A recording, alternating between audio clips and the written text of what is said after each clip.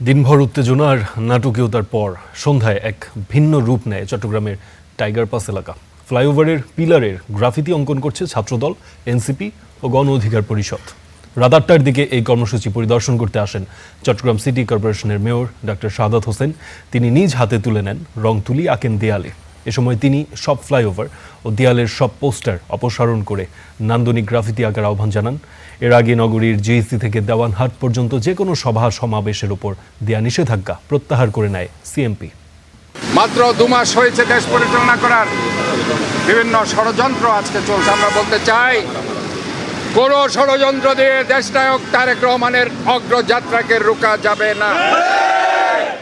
এই জুলাই আগস্টের চেতনাকে ধারণা করে পুরা চট্টগ্রামের যে পিলারগুলো আছে, আপনারা প্রয়োজনে যেখানে পোস্টার আছে সেগুলো উঠিয়ে এগুলো আপনারা রং করে নান্দনিকভাবে আপনারা সুন্দর করে গ্রাফিতি অঙ্কন করবেন।